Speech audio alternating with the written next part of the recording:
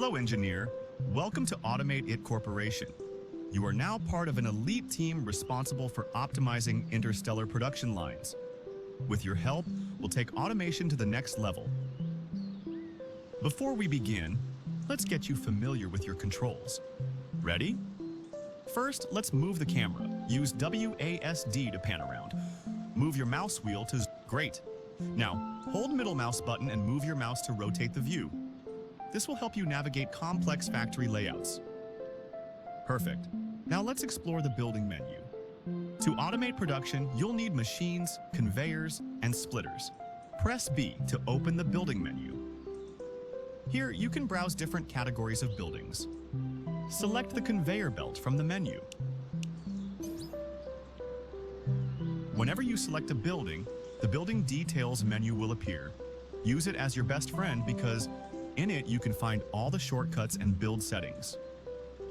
Now it's your turn. Place a conveyor belt to connect the spawner to the highlighted receiver. Use the anchor system to align the belts properly. Well done. Now, let's add a machine to the system. To process the materials, we need a press. Select it from the building menu and place it on the conveyor path. Great job. Now let's see your system in action. Press spacebar to start the simulation. This will activate the spawner and move resources through the system. Nice. If things are moving too slow, use period and comma to adjust the speed of the simulation. All right, let's stop the simulation to check our objectives. Press spacebar again to pause the simulation. Now, let's refine our system a bit more. Look at the objective panel in the top left corner. This panel shows everything you need to complete in this level. Our next task is to split the flow of resources to improve efficiency. But before that, click on a receiver. You'll see various configuration options, such as allowed items for that receiver. As you can see, in this level, each receiver accepts one different item. Let's build a splitter. Splitters allow you to divide resources into multiple paths. They don't create more material, but they distribute them evenly. If you need to destroy some conveyors, you can use the demolition tool. Place a 1x2 splitter on the spawner output and connect it to both receivers.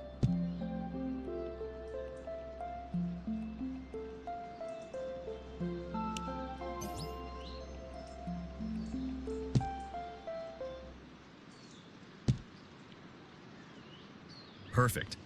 Now we're sending resources to two different paths. Let's add another machine to process the extra materials.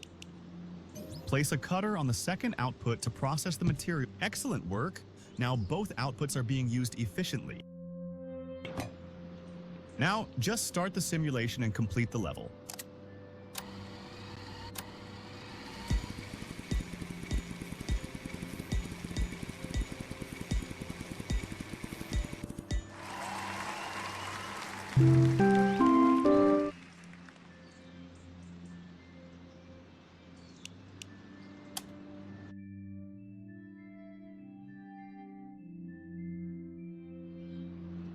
Welcome back, engineer.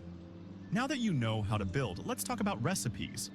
Every machine follows a specific recipe, just like cooking. Press Ctrl or click on the desired item to open the recipe menu.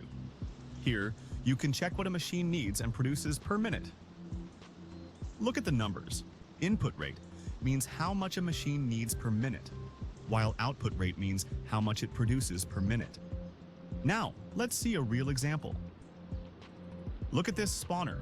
It produces 120 stone per minute. The cutter only needs 60 per minute, which means the spawner is producing more than necessary. Since the spawner produces 120 per minute, it can supply two cutters at the same time. Try adding a splitter and connecting two cutters.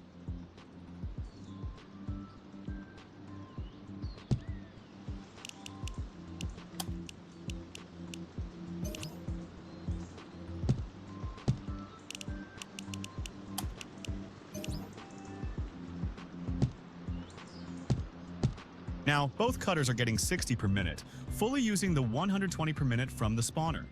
That's an optimized setup, and the number that we need to finish the recipe. Now, let's look at the opposite case. This furnace produces 120 per minute of coal, but the manufacturer only needs 60 per minute. What happens? Half of the output won't be used. Since this machine is producing twice as much as needed, half of the output could be used somewhere else. But in this case, it has nowhere to go. This means the belt will eventually get overloaded, stopping the furnace's production. However, that won't be an issue in this level. Now, enough talking, time to complete the level. Build the other 2 furnaces at the wood and iron spawner. After that, connect everything to a manufacturer.